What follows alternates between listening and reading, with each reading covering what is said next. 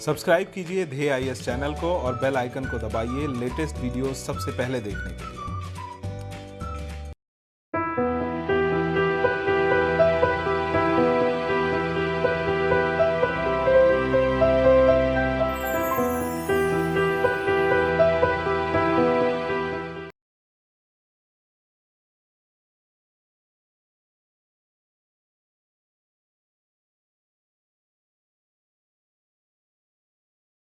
नमस्कार, मैं सुनील वर्मा ध्येय आईएएस टीम की ओर से आपका स्वागत करता हूं ध्येय टीवी पर। हम बात करेंगे डेली करंट अफेयर्स के अपने प्रोग्राम पर, जैसा कि हम प्रतिदिन करते आए हैं। इस वीडियो में हम बात करेंगे चौरी चौरा कांड और उसके शताब्दी समारोह पर। आज ही इसका शताब्दी समारोह प्रारंभ किया गया है, तो समझेंगे कि आखिर चौरी चौरा कांड क्या था, यह घटना क्यों हुई थी, असहयोग आंदोलन से इसका क्या संबंध है और इस घटना के बाद जो हमारा स्वतंत्रता आंदोलन था वह किस रूप में परिवर्तित हो गया। ये जो टॉपिक है आपके लिए काफी महत्वपूर्ण होने वाला है, खास करके प्रारंभिक परीक्षा के पॉइंट ऑफ व्यू से। आइए थोड़ा सा इसको समझते हैं। यहाँ पर आपको कई सारे ऐसे फैक्ट्स जानने को मिलेंगे जो हो सकता है आप ना जानते हो और हो सकता है जानते भी। इसका जो बैकग्राउंड है, इसमें कई प्रकार की घटनाओं का जिक्र किया जाएगा जो आपके लिए काफी महत्वपूर्ण हो सकता है। इसीलिए थोड़ा सा बैकग्राउंड से हम समझेंगे, जिससे आप यह जो घटना हुई थी इसकी गंभीरता और इसके द्वारा आए परिवर्तन को आप समझ सकें। प्लासी युद्ध जो 1757 में हुआ था, बक्सर युद्ध जो 1764 में हुआ था, इसके बाद ईस्ट इंडिया कंपनी ने भारत पर लगभग पूर्ण तरीके से अपनी सत्ता को स्थापित कर लिया। हाँ, ये जरूर था कि जो सत्ता स्थापित हुई वह पूरे क्षेत्र में नहीं थी, लेकिन उनकी पकड़ मजबूत हो गई थी। अब कंपनी ने अपनी स्थापना के बाद किसानों, शिल्पकारों, जनजातियों, व्यापारियों, जमींदारों और धार्मिक नेताओं के साथ साथ भारत के हर वर्ग और समाज के हर व्यक्ति को अपने हितों के अनुरूप ढालने का प्रयास किया और उनका उद्देश्य एक ही था और वह था अपना हित पूरा करना। अब यह जो अपना हित पूरा करने का प्रयास कर रहे थे, तो इसके कारण उन्होंने क्या किया, भारतीयों के आर्थिक, सामाजिक, राजनीतिक और मनोवैज्ञानिक क्षेत्र में हस्तक्षेप किया। अर्थात हमको, आपको, सभी को क्या किया, अपने अनुरूप ढालने का प्रयास किया। और इसकी वजह से क्या हुआ, जो शोषण की प्रवृत्ति थी वह बढ़ती चली गई और हर वर्ग, हर क्षेत्र के लोगों में असंतोष उत्पन्न हुआ, आक्रोश बढ़ा और इसके कारण कई हिंसक और अहिंसक आंदोलन प्रारंभ हुए। लेकिन जो अंग्रेजी सत्ता थी वो काफी मजबूत थी। तो अंग्रेजों के खिलाफ जो आंदोलन हुए उसको हम दो चरणों में देखते हैं, एक तो 1857 से पहले और एक उसके बाद। अब चूंकि हमें बात करनी है जो चौरी चौरा घटना हुई थी उसके विषय में, जो कि क्या था, एक तरह का नागरिक जो है कि आंदोलन था, विद्रोह था। तो थोड़ा सा 1857 के पहले जो विद्रोह हुए थे, इनकी सीक्वेंसिंग, इनकी क्रोनोलॉजी आप देख लीजिए। अभी जितने भी नाम लिखे हुए हैं आंदोलनों के, उनके क्षेत्र लिखे हुए हैं, इससे मैंने बस यह इसलिए लिया है इसको, जिससे आप यह समझ सकें कि जो हमारे यहाँ 1920 के दशक में जो भी घटनाक्रम हुआ वह एक घटना नहीं था, उसके पीछे का पूरा एक बैकग्राउंड था और एक असंतोष था। लोगों के अंदर जो गुस्सा था वह गुस्सा इसलिए था क्योंकि वह प्लासी और बक्सर के युद्ध के बाद जो अंग्रेज यहां पर स्थापित हुए थे उनके शोषण से दुखी हो चुके थे। यहां पर तो मैंने सिर्फ 9 से 10 जो है कि आंदोलनों का नाम लिखा है, लेकिन यहां पर सिर्फ नागरिक विद्रोह है। अगर आप इनकी लिस्ट बनाएंगे तो आपको 50 ऐसे आंदोलन देखने को मिल जाएंगे। कुल मिलाकर मैं इनको नहीं पढ़ रहा हूं, ये आप इसको स्क्रीनशॉट या इसका पीडीएफ आप रख लीजिएगा, आपके लिए काफी महत्वपूर्ण है। अब उसके बाद आता है समय जो है कि 1857 का। जब 1857 का जो समय आया तो आपने देखा कि 1857 में कितना बड़ा जो है कि एक आंदोलन खड़ा किया गया और उसको कितना जो है कि जन समर्थन मिला और इसी के कारण कई इतिहासकार इसको प्रथम स्वतंत्रता संग्राम भी मानते हैं।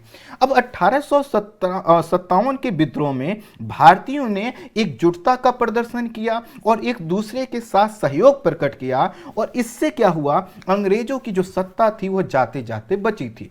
और इस विद्रोह के बाद अंग्रेजों ने क्या किया, वह सभी उपाय अपनाए जिससे हर वर्ग और हर क्षेत्र के लोगों में क्या किया जा सके, गैप पैदा किया जा सके, अर्थात लोगों को विभाजित करने का प्रयास यहां पर किया गया। अब हुआ क्या है कि 1857 की जो घटना थी उसमें जो सैनिकों का मूवमेंट था वह बहुत ज्यादा था, लेकिन जो घटना हुई थी उसने भारतीय जन चेतना में यह जरूर बैठा दिया था कि अंग्रेजों को यहां से हटाया जा सकता है। और इसी के कारण क्या हुआ कि 1857 के बाद भारतीय जनता ने जो एकजुटता का प्रदर्शन किया वह था बंगाल विभाजन और स्वदेशी तथा बहिष्कार का जो आंदोलन 1905 के समय हुआ था। इस समय भी आपने देखा कि यह जो आंदोलन था प्रत्येक घर तक पहुंच गया था। और इस आंदोलन में आपने एक चीज और गौर किया होगा कि महिलाएं, मजदूर, हर वर्ग, हर समाज के लोग शामिल हुए थे। कारण यह था कि जो हमने ऊपर बताया कि अंग्रेजों ने अपने हितों के लिए किसी भी वर्ग के साथ जो है कि कभी भी संवेदनशीलता प्रकट नहीं की।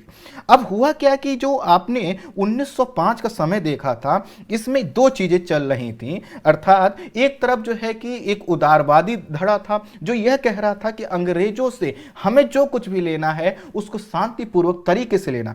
दूसरा था एक उग्र राष्ट्रवाद या फिर इसको क्रांतिकारी आंदोलन कहते थे जो हिंसा के माध्यम से सभी चीजों को अंग्रेजों से छीनना चाहता था। ये जितनी चीजें मैं बता रहा हूं सबका यूज होने वाला है। यही बैकग्राउंड है जो आपको बताएगा कि आखिर चौरी चौरा जो कांड था या घटना थी वह क्यों हुई थी। हुआ क्या कि जब 1905 के समय एक प्रयास किया गया बंगाल विभाजन को लेकर, अंग्रेजों ने जिस तरह के दमन के तरीके अपनाए, जिस तरह से उदारवादियों की मांगों को खारिज किया, उसके बाद पूरे देश में यह जो है कि मैसेज गया कि अंग्रेज कभी भी किसी भी तरह से अपने हितों की कटौती नहीं करें। लेकिन ये सब चल ही रहा था। उसी बीच 1915 में गांधी जी वापस आए और जब गांधी जी आए उस समय तक क्या हो चुका था, एक बहुत बड़ा राजनीतिक वर्ग शिक्षित हो चुका था। शिक्षित होने का मतलब है कि इसके अंदर जो राजनीतिक चेतना थी वह विकसित हो चुकी थी और उन्हें एक ऐसे नेतृत्वकर्ता की आवश्यकता थी जो उन्हें शोषण की मुक्ति से दिला सके, अर्थात जो शोषण का तरीका था अंग्रेजों को उससे दूर कर सके। और गांधी जी ने भारत के आगमन के समय जो अपना नजरिया प्रकट किया वह यह था कि सबसे पहले वो भारत को समझेंगे, देखेंगे, जानेंगे। इसलिए आते ही उन्होंने किसी आंदोलन में जो है कि पार्टिसिपेट नहीं किया। लेकिन जब गांधी जी वापस लौट रहे हैं इसी समय एक वैश्विक घटना भी हो रही है और उसका भी क्या है, आपके चौरी चौरा वाले कांड से संबंध। वैश्विक घटना क्या हो रही थी कि प्रथम विश्व युद्ध प्रारंभ हो गया था। अब यह जो युद्ध था इसमें जो उदारवादी राष्ट्रीय नेता थे, अर्थात वह नेता जो हिंसा को समर्थन नहीं करते थे, उन्होंने कहा कि हमें क्या करना चाहिए, इस युद्ध में अंग्रेजों का समर्थन करना चाहिए। अंग्रेजों का समर्थन इसलिए करना चाहिए क्योंकि यदि हम अंग्रेजों का समर्थन करेंगे तो हो सकता है कि प्रथम विश्व युद्ध के बाद वह कुछ ऐसी पॉलिसी लेके आए, ऐसे एक्ट लेकर आए जिससे हमारा जो शोषण है वो कम हो सके या फिर हमको स्वायत्तता मिल सके या फिर हमको जो है कि स्वराज मिल सके। यह धारणा थी हमारे उदारवादियों की। गांधी जी ने भी क्या किया इस दौरान, अर्थात प्रथम विश्व युद्ध के दौरान क्या किया, ब्रिटिश हुकूमत का सहयोग करने का निर्णय लिया और लोगों से भी अपील की। और इसी के कारण लोगों ने गांधी जी को भी क्या कहा, सार्जेंट कहा। सार्जेंट का मतलब कि ब्रिटिश सरकार के हितों को बढ़ावा देने के लिए। अब यहां पर क्या हुआ कि जब इस प्रकार की अपील की गई तो लोगों ने, अर्थात भारतीयों ने ब्रिटिश हुकूमत के लिए जो सैनिक लड़ रहे थे उनके लिए न सिर्फ अपने हिस्से का रोटी और कपड़ा दिया बल्कि कई प्रकार के टैक्स दिए जिससे ब्रिटिश हुकूमत मजबूत तरीके से उसमें लड़ सके और उसके बाद यह विचार कर सके कि जिन भारतीयों ने इतना सहयोग किया है हम उनके लिए क्या करें, स्वराज करें या स्वायत्तता की जो है कि मांग को आगे बढ़ाएं। अब हुआ क्या कि अंग्रेजों के लिए भारतीय तो यह कर रहे थे लेकिन भारतीयों को क्या मिला, भारतीयों को मिला रॉलेट एक्ट जैसे कानून मिले, जलिया जलियांवाला बाग जैसे हत्याकांड देखने को मिला और इससे भारतीयों का न सिर्फ अंग्रेजों को इन्होंने जो सहयोग दिया था उससे मोहभंग हुआ, बल्कि आक्रोश भी बढ़ा। अर्थात एक तरफ भारतीय क्या कर रहे थे, सहयोग कर रहे थे, और सहयोग इसलिए कर रहे थे कि उन्हें कुछ अंग्रेज क्या करेंगे, ऐसी नीतियों का सामने रखेंगे, कुछ ऐसे एक्ट लेकर आएंगे जिससे यहां पर नागरिक अधिकार बढ़ सके, भारतीयों के अधिकार मिल सके। लेकिन मिला क्या, रॉलेट एक्ट जैसे कानून मिले और जलियांवाला बाग हत्याकांड मिला। तो समझते हैं कि आखिर यह रॉलेट एक्ट क्या था। वर्ष 1919 में ब्रिटिश सरकार ने सर सिडनी रॉलेट की अध्यक्षता में एक कमेटी का गठन किया, और ये जो कमेटी थी इसका गठन इसलिए किया गया था कि यह जांच कर सके कि भारत में जो क्रांतिकारी गतिविधियां हो रही हैं, जैसा कि हमने बताया 1905 के बाद से क्रांतिकारी गतिविधियां बढ़ी थी, तो यह सिडनी रॉलेट को यह जिम्मेदारी दी गई कि वो पता करें कि भारत में क्रांतिकारी गतिविधियों के माध्यम से सरकार के विरुद्ध जो षड्यंत्र चल रहा है वह कितना फैला हुआ है और उससे किस तरह से निपटा जा सकता है, और इसके लिए किस प्रकार के कानूनों की आवश्यकता है, इस चीज की उनको जांच करनी थी। इस समिति ने जो अपनी सिफारिश की उसी को बोला गया रॉलेट एक्ट। अब प्रश्न आएगा इस एक्ट में क्या था और मैं इसका जिक्र क्यों कर रहा हूं, अभी सभी चीजें आपको जुड़ती हुई नजर आई। इस एक्ट के माध्यम से, अर्थात रॉलेट एक्ट के माध्यम से सरकार को क्रांतिकारी गतिविधियों के दमन का अधिकार मिल गया। अर्थात अगर आप विरोध प्रदर्शन करेंगे तो आपको क्या होगा, यहां पर दमन किया जाएगा, किसके द्वारा, ब्रिटिश सरकार के द्वारा। इस एक्ट के तहत एक विशेष न्यायालय की भी स्थापना की गई, और यह न्यायालय ऐसे जो है कि साक्ष्यों को मान्य सकता था जो विधि के अंतर्गत माने नहीं। इसका मतलब अगर आपने कोई एक्टिविटी की और यह जब आपके ऊपर ब्रिटिश सरकार कोई आरोप तय करेगी तो मामला कहां जाएगा, एक विशेष न्यायालय में, और वह विशेष न्यायालय को यह अधिकार था कि वह उन साक्ष्यों को भी साक्ष्य के रूप में मान ले जो कि विधि के द्वारा मान्य नहीं। अर्थात उनके ऊपर था कि वो कोई भी जजमेंट सुना। सबसे बड़ी बात यह भी थी कि यह जो विशेष न्यायालय था इसके विरोध आप कहीं अपील भी नहीं कर सकते थे। सरकार को क्या मिल गया, बिना वारंट के तलाशी का अधिकार मिल गया, गिरफ्तारी का अधिकार मिल गया, और बंदी प्रत्यक्षीकरण का जो अधिकार था लोगों का उसको भी रद्द कर दिया गया। और इसी के कारण भारतीयों ने इसको काला कानून कहा। काला कानून इसलिए क्योंकि उनके अधिकारों में कटौती कर रहा था।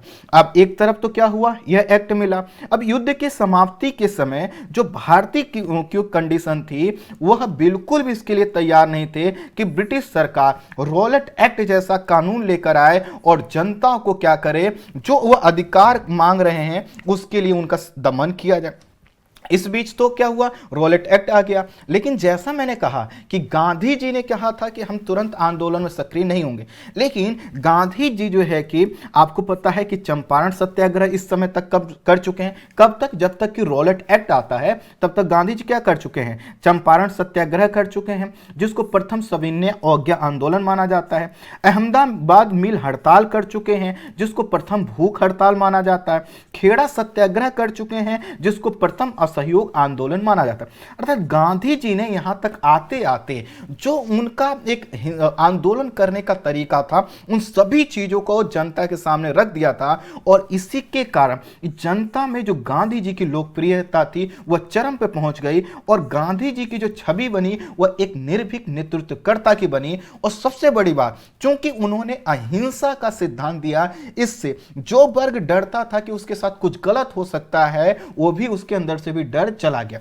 अर्थात जो कुछ चला आ रहा था, जितने आंदोलन 1857 से पहले और अभी तक हुए थे उससे जो राजनीतिक चेतना जगी थी, और गांधी जी ने यह जो आंदोलन किए इससे पूरा जो कि देश था वह इंतजार कर रहा था किसी ऐसे ही नेतृत्व की। और जब यह नेतृत्व मिल गया था और उसी समय अंग्रेजों ने क्या किया कि रॉलेट एक्ट का जो है कि पास कर दिया, और इसके विरोध में गांधी जी ने फरवरी 1919 में देशव्यापी आंदोलन का आह्वान किया। क्योंकि गांधी जी का जो नेतृत्व क्षमता था उससे पूरा जो है कि भारत परिचित हो चुका था, और सही बात तो यही है कि पूरा विश्व भी परिचित हो चुका था, और इसके कारण क्या हुआ कि जो कि काफी इसको समर्थन मिला। लेकिन जब इन यह जो आप गांधी जी ने विरोध प्रदर्शन किया रॉलेट एक्ट का, इसका सरकार पर जब कोई असर नहीं हुआ तो गांधी जी ने कहा कि हमें क्या करना है, अब सत्याग्रह सभा करना। सत्याग्रह सभा के माध्यम से सरकार पर दबाव बनाने का गांधी जी ने निर्णय लिया। क्योंकि इस समय अर्थात जब गांधी जी इस एक्ट के विरोध में देशव्यापी आंदोलन की अपील कर रहे हैं, इस समय क्या हो चुका था कि प्रथम विश्व युद्ध में भारतीयों ने जो अंग्रेजों की मदद की थी और अंग्रेजों ने जिस तरह के यहाँ के संसाधनों का उपयोग किया था, इसके वजह से गरीबी यहाँ पे बहुत चरम पर थी, बेरोजगारी चरम पर पहुंच गई थी, दमन तो लोगों का हो ही रहा था और नागरिक अधिकारों में पहले से कटौती हो रही थी। अब इस वजह से जो आक्रोश बहुत पहले बढ़ गया था, अब उसको प्रकट किया जाना था, और प्रकट करने के लिए क्या मिल गया, जो सत्याग्रह की अपील की गई उसने क्या किया, एक तरह से आग में चिंगारी का काम किया, अर्थात घी में जैसे आप कहते हैं चिंगारी का काम किया, समथिंग ऐसा। तो सत्याग्रह जो होना था यह होना था 6 अप्रैल 1919 को, लेकिन तारीख को लेकर थोड़ा सा गलतफहमी के कारण इससे पहले ही कई जगह क्या हो गए, हिंसक आंदोलन प्रारंभ हो गए। और यह आंदोलन क्या कर रहे थे कि सरकार को यह समझाने का प्रयास कर रहे थे कि जो आप रॉलेट एक्ट के माध्यम से काला कानून लेके आए हो, आप इसको वापस लो। हम इसके लिए आपका मदद नहीं कर रहे थे, इसका सहयोग आपका नहीं कर रहे थे। पंजाब में भी इसी प्रकार सत्याग्रह के पक्ष में क्या हुआ, जो गांधी जी ने कहा कि हमें सत्याग्रह प्रारंभ करना चाहिए, इसके पक्ष में क्या हुआ, जनता ने बढ़ चढ़कर अपना समर्थन दिया, कई जगह विरोध प्रदर्शन किए गए और सत्याग्रह भी किया गया। इसी में समय आता है 9 अप्रैल 1919 का। कब से होना था, 6 अप्रैल 1919 से होना था। 9 अप्रैल 1919 की घटना है कि पंजाब के प्रमुख नेता सैफुद्दीन किचलू और डॉक्टर सत्यपाल को गिरफ्तार कर लिया गया, और उनको जब बलपूर्वक बाहर भेजने का प्रयास किया जा रहा था तो यहां पर लोगों ने विरोध किया और कहा कि आप ऐसा नहीं कर सकते। इस दौरान गोली चली, कई लोगों की मृत्यु हो गई। यह एक घटना थी, और ये जो घटना हुई थी इस दिन, इसके विरोध में 13 अप्रैल 1919 को बैसाखी के दिन जलियांवाला बाग में लोग एकत्रित हुए, और आपको यह घटना पूरी पता है। जनरल डायर ने क्या किया, गोली चलवा दिया, और यहां पर 1000 से अधिक लोगों की मृत्यु हो गई, जिसमें बच्चे, वृद्ध, महिलाएं सभी शामिल थे। अब इससे क्या हुआ, पूरा देश स्तब्ध हो गया और लोगों को लगा कि हम जो सहयोग कर रहे थे, अंग्रेज इस सहयोग के लायक नहीं है। अब क्या हुआ कि जब यहां पर हिंसा हुई, इस तरह की घटनाएं हुई, तो 18 अप्रैल 1919 को गांधी जी ने अपना सत्याग्रह समाप्त कर दिया। अब देखिए, पहली एक घटना थी जिसको अचानक ही क्या हुआ था, गांधी जी ने इस आंदोलन को वापस लिया था, और इसके वजह से कई बार यहां पर प्रश्न चिन्ह उठाया गया, क्या इसकी जरूरत थी। लेकिन गांधी जी ने जैसा कि कहा था कि उनके आंदोलनों में हिंसा का कोई स्थान नहीं है। खैर, अब तो ये तो एक घटना थी। इस घटना के बाद एक चीज और आपने देखा होगा कि मॉन्टेग्यू चेम्सफोर्ड सुधार लाया गया, और ये जो सुधार लाया गया, कहने को तो सुधार था, लेकिन इसका उद्देश्य क्या था कि दोहरी शासन प्रणाली को स्थापित करना। और ये दोहरी शासन प्रणाली क्या करती थी, अंग्रेजों का जो कर्तव्य है उससे उनको अलग करती थी, और जो कर्तव्य का आधार है उसको उनसे अलग करने के कारण क्या हुआ था कि अंग्रेज यह प्रूव करना चाहते थे कि देखो हमने सुधार किया, लेकिन वो सुधार नहीं था, दरअसल भारतीयों का ही भारतीयों से लड़ाने का एक प्रयास था। खैर, तो यहां तक हमने समझा कि प्रथम विश्व युद्ध हो चुका है, उसके बाद जनता जो है कि किस तरह से आक्रोशित है, उस आक्रोशित स्वरूप में ही क्या किया जा रहा है, रॉलेट एक्ट लाया जा रहा है, उससे हिंसा हो रही है, सरकार दमन कर रही है, और जो सुधार के नाम से जो है कि मॉन्टेग्यू चेम्सफोर्ड सुधार लाया गया, उसमें भी कुछ नहीं मिल पाया। इसके बाद एक और घटना इसी के साथ चल रही है जिसको हम अलग नहीं कर सकते, और वह था कि प्रथम विश्व युद्ध के बाद मुस्लिम समुदाय भी अपने आप को ठगा हुआ महसूस कर रहा था, क्योंकि ब्रिटेन ने क्या किया, जो तुर्की के खलीफा हैं उनके खिलाफ कठोर रवैया अपनाया और तुर्की को विभाजित कर दिया और खलीफा के पद को समाप्त कर दिया, जबकि तुर्की के खलीफा को पूरा मुस्लिम समुदाय जो है कि अपना प्रमुख धार्मिक गुरु के रूप में देखता था। अब इसके वजह से क्या हुआ कि यहां पर अंग्रेजों को भी लगा कि यह जो है कि हमारे साथ धोखा हुआ है, जबकि पहले ब्रिटेन ने कहा था कि नहीं, हम जो है कि तुर्की के साथ सही से पेश करेंगे, उनके साथ सही सम्मानजनक व्यवहार करेंगे। लेकिन यहां पर तो क्या हुआ, खलीफा का पद ही समाप्त कर दिया गया। इसके विरोध में, अर्थात ये जो अंग्रेजों ने तुर्की के साथ किया, इसके विरोध में भारत में मोहम्मद अली, शौकत अली, मौलाना आजाद और अजमल खान हसरत मोहानी के नेतृत्व में एक क्या हुआ, खिलाफत कमेटी का गठन किया गया, जिसका उद्देश्य क्या था, ब्रिटेन पर दबाव डालना। अब देखिए सभी घटना एक साथ एक पैरेलल चल रही हैं। अब इससे क्या हुआ कि जब खिलाफत कमेटी का गठन किया गया तो खिलाफत कमेटी को भी आवश्यकता थी गांधी जी की, और इसी के कारण जून 1920 में खिलाफत समिति का अधिवेशन जब इलाहाबाद में हुआ तो यहां पर यह कहा गया कि आंदोलन का अब नेतृत्व किसको दिया जाएगा, गांधी जी को दिया जाएगा। और यहां पर यह कहा गया कि हम क्या करेंगे, हिंदू मुस्लिम एकता को बढ़ावा देके पूरे देश में क्या किया जाए, आंदोलन प्रारंभ किया जाएगा। और यह आंदोलन जो करने की जिम्मेदारी गांधी जी को दी गई। इसी के कारण क्या हुआ कि 1 अगस्त 1920 को खिलाफत समिति ने औपचारिक तौर पर असहयोग आंदोलन अर्थात नॉन कोऑपरेशन मूवमेंट की शुरुआत की। दुर्भाग्यवश यह वही दिन है जिस दिन बाल गंगाधर तिलक जी का निधन हो गया, और इसी के कारण 1 अगस्त को हम किस रूप में, असहयोग दिवस के रूप में मनाते हैं। असहयोग का अर्थ होता है सहयोग ना करना, वह सहयोग ना करना जो भारतीयों ने क्या किया था, प्रथम विश्व युद्ध के दौरान किया था, और उनको क्या मिला था हमने आपने देखा।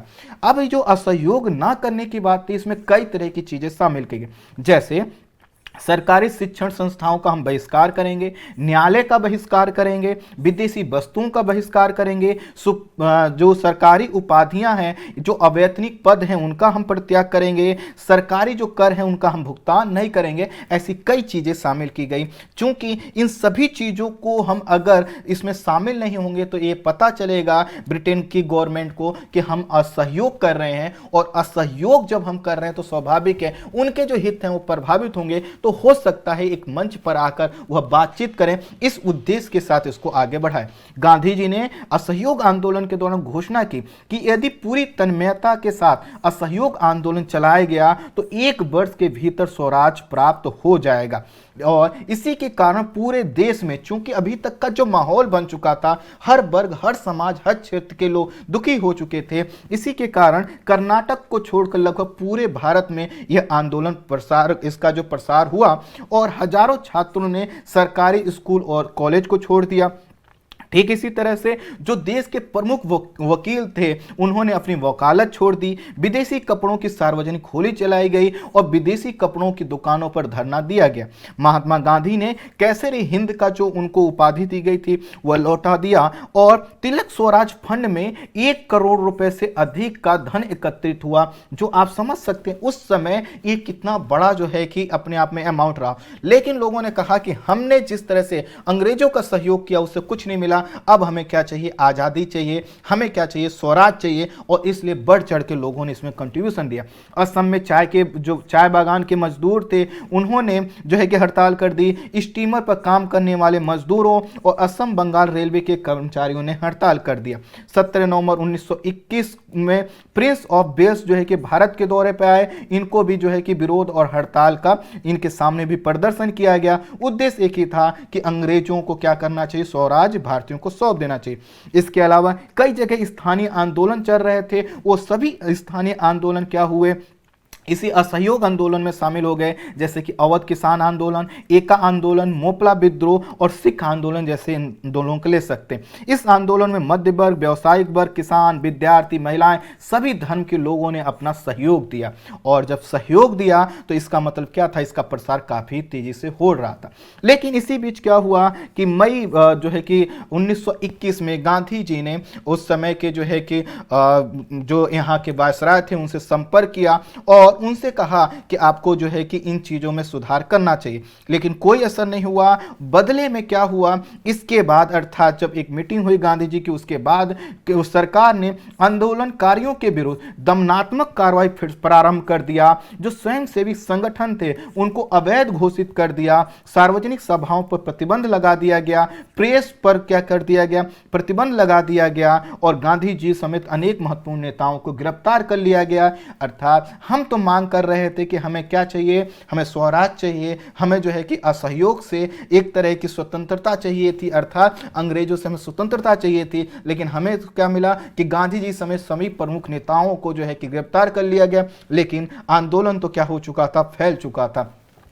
अब क्या हुआ कि गांधी जी के ऊपर अगला जो कि असहयोग आंदोलन का जो अगला चरण था, जिसका नाम है सविनय अवज्ञा आंदोलन, इसको प्रारंभ करने का जो है कि दबाव बढ़ रहा था। यह सविनय अवज्ञा का मतलब कि हम आपके कानूनों को नहीं मानेंगे, इसको कहते हैं सविनय अवज्ञा, अर्थात विनय के साथ हम आपके कानूनों का बहिष्कार करते। इसको प्रारंभ करने का दबाव गांधी जी पर पड़ रहा था। कहा यह गया कि जो हमने असहयोग आंदोलन प्रारंभ किया, अब हमें असहयोग से बढ़कर अवज्ञा आंदोलन प्रारंभ करना चाहिए। और इसी के कारण दिसंबर 1921 में कांग्रेस के अहमदाबाद अधिवेशन में कांग्रेस ने गांधी जी को अवज्ञा आंदोलन का लक्ष्य, उसका समय और उसकी जो रणनीति है उसको तय करने की पूरी अधिकार जो है कि गांधी जी को दे दिए। 1 फरवरी 1922 को गांधी जी ने घोषणा की, यदि सरकार राजनीतिक बंदियों को रिहा कर नागरिक स्वतंत्रता बहाल नहीं करेगी, प्रेस पर उसने जो नियंत्रण लगाया उसको नहीं हटाएगी, तो क्या होगा, देशव्यापी आंदोलन छेड़ दिया जाएगा। यह जो आंदोलन है यह सूरत के बारदोली तालुके से प्रारंभ होना था, और पहले जब यह प्रारंभ होता उससे पहले ही क्या हुआ, चौरी चौरा की घटना घटित हो गई और पूरा संपूर्ण राष्ट्रीय परिदृश्य बदल गया। जैसा कि अभी आपको सुनकर लग रहा होगा कि अब कुछ होने वाला है, तो हो गया, और वो हुआ चौरी चौरा कांड। तो समझते हैं समय कौन सा है, असहयोग आंदोलन चल रहा है। असहयोग आंदोलन के बाद हमें क्या प्रारंभ करना था, अर्थात गांधी जी और हमारे जो लोग थे उनको क्या प्रारंभ करना था, उनको प्रारंभ करना था सविनय अवज्ञा आंदोलन। लेकिन यह अभी हो पाता उससे पहले ही क्या हुआ, एक घटना हो गई। हुआ क्या कि 5 फरवरी 1922 को गोरखपुर के चौरा चोरी नामक स्थान पर कुछ स्वयंसेवक और आंदोलनकारी अर्थात प्रदर्शनकारी प्रदर्शन कर रहे थे, और वह शराब की बिक्री और खाद्यान्नों के मूल्य में हुई वृद्धि का क्या कर रहे थे, विरोध कर रहे थे। जब ये विरोध कर रहे थे उसी समय पुलिस ने यहाँ पर स्वयंसेवक दलों के कुछ नेताओं को बुरी तरह से पीटा, और इसकी वजह से जो आंदोलनकारी थे वह क्या हो गए, आंदोलनकारियों के या प्रदर्शनकारियों के एक जत्थे ने पुलिस पर हमला कर दिया। जब पुलिस पर हमला किया गया तो पुलिस ने क्या कर दिया, गोली चलाई, और इसके वजह से जो प्रदर्शनकारी थे उन्होंने कहा कि हम तो जो है कि अहिंसक रूप से प्रदर्शन कर रहे थे, आपने हमारे नेताओं को पीटा, इस तरह की चीजें हुई। फिर क्या हुए, प्रदर्शनकारी जो है कि इस गोली चलाने की घटना से उत्तेजित हो गए और उन्होंने क्या किया, पुलिस पर आक्रमण कर दिया। और जब आक्रमण कर दिया तो उसके बाद जब सिपाही जो है कि भागने लगे, भागकर वो थाने में घुस गए, तो भीड़ ने थाने में आग लगा दी, और जो सिपाही बाहर आने का प्रयास कर रहे थे भीड़ ने पुनः उन्हें आग में जो है कि फेंक दिया। इस घटना में 22 पुलिसकर्मी मारे गए, और गांधी जी को जैसे इस घटना की जानकारी मिली उन्होंने दुखी होकर आंदोलन वापस ले लिया। जैसा कि आपने देखा था कि गांधी जी ने जब जलियांवाला बाग की घटना हुई तो उसके बाद आंदोलन वापस ले लिया था, वापस ले लिया। इस घटना से क्या हुआ, जो सविनय अवज्ञा आंदोलन प्रारंभ होना था वह 6 साल के लिए क्या हो गया, स्थगित हो गया। गांधी जी ने यहाँ पर कोट किया कि मैं हर प्रकार के दमन, प्रताड़ना, उत्पीड़न को सहन कर सकता हूँ, यहाँ तक कि अपनी मृत्यु का भी वर्ण कर सकता हूं, लेकिन आंदोलन जो है कि हिंसक हो जाए मैं यह बर्दाश्त नहीं कर सकता। और गांधी जी ने आंदोलन को वापस ले लिया। अब जब गांधी जी ने आंदोलन वापस लिया तो उस समय के उनके साथ के जो नेता जैसे सी.आर. दास, मोतीलाल नेहरू, सुभाष चंद्र बोस, जवाहरलाल नेहरू ने गांधी जी के आंदोलन वापस लेने की जो उनकी नीति थी उस पर असंतोष प्रकट किया। गांधी जी को मार्च 1922 में गिरफ्तार कर लिया गया। 6 वर्ष के लिए उनको जेल की सजा हुई, हालांकि कुछ समय बाद उनको छोड़ दिया।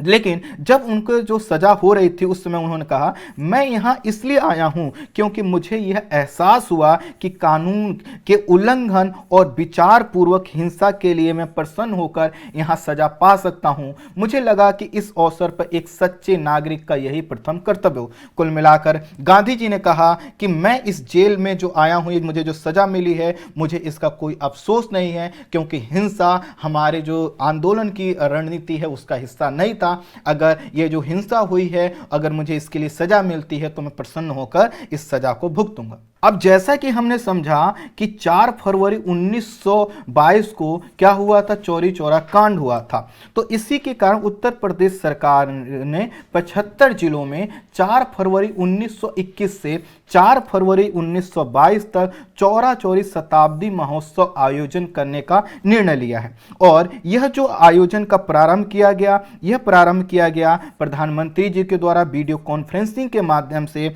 और इस जो उत्सव है, महोत्सव है, उसका उद्घाटन किया गया। और इसी के साथ प्रधानमंत्री जी ने चौरी चौरा शताब्दी महोत्सव पर एक डाक टिकट भी जारी किया। अर्थात आने वाले समय में हमें जो है कि इससे कई चीजें देखने को मिलेंगे। अब जैसा कि हमने कहा कि जो चौरी चौरा कांड था, इस आंदोलन का जो नेतृत्व किया गया था वह भगवान यादव जी के द्वारा किया गया था। और इसके खिलाफ जो मुकदमा हुआ वो इलाहाबाद हाई कोर्ट में हुआ। इलाहाबाद हाई कोर्ट ने 19 लोगों को मृत्यु की सजा सुनाई, 110 लोगों को आजीवन कारावास की सजा सुनाई।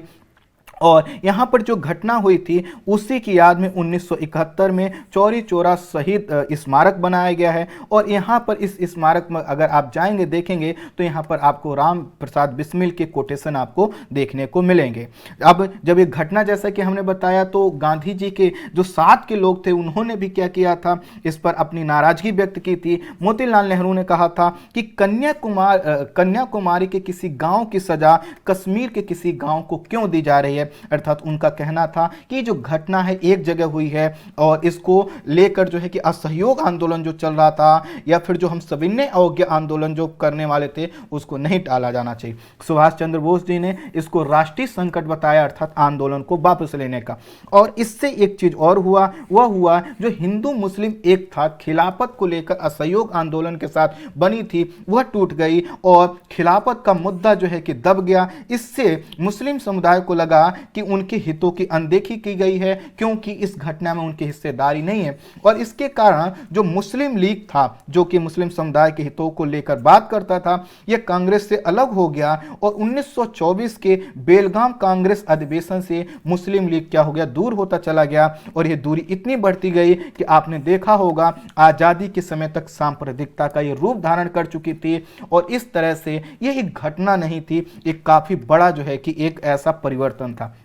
इस घटना के साथ एक और परिवर्तन हुआ, जो युवा आंदोलनकारी थे वह नाराज हो गए। उनके पास लगा कि अब हम क्या करें, क्योंकि अब वह क्या थे, खाली थे। और उनके पास यह लगा कि अगर हमने अंग्रेजों का अब जो है कि मुकाबला कंटिन्यू नहीं किया तो हो सकता है हमें सत्ता कभी ना मिले। और यहीं से आपको पता है जो क्रांतिकारी उग्रवाद आंदोलन फिर से बढ़ गया। कुल मिलाकर ये जो चौरी चौरा कांड था, इससे हमें यह पता चलता है कि यहाँ पर जो हिंसा हुई, उस हिंसा के माध्यम से जो आंदोलन वापस लिया गया, उसको लेकर कई तरह की चीजें भली सामने आई। लेकिन जैसा कि हम आगे के सविनय अवज्ञा आंदोलन, भारत छोड़ो आंदोलन या जो भी आप घटनाक्रम देखेंगे, आपको लगेगा कि गांधी जी को अंग्रेजों की प्रवृत्ति की न सिर्फ समझ थी बल्कि वो काफी ज्यादा दूरदर्शी थे। और उन्होंने ये समझ लिया था कि अगर हमने इस समय आंदोलन को वापस नहीं लिया तो जितने राष्ट्रीय नेतृत्व था उनको जेलों में लंबे समय के लिए डाल दिया जाता और हो सकता है आने वाले समय में कोई आंदोलन ही खड़ा नहीं हो पाता।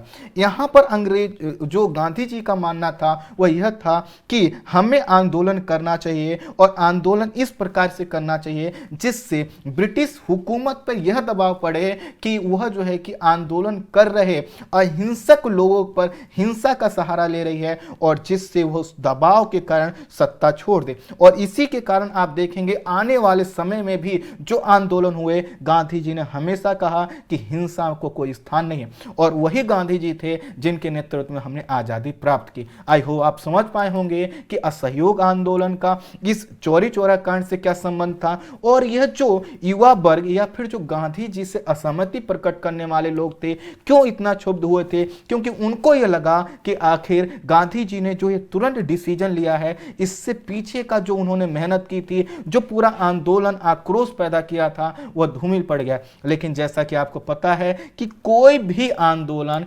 कंटिन्यूस लंबा नहीं चल सकता, उसमें ब्रेक आता है, और उसमें अगर इस प्रकार की घटनाएं आती हैं तो सरकार को बहाना मिलता है। आई होप आप पूरे टॉपिक को समझ पाए होंगे। इस वीडियो में इतना ही। Thank you so much.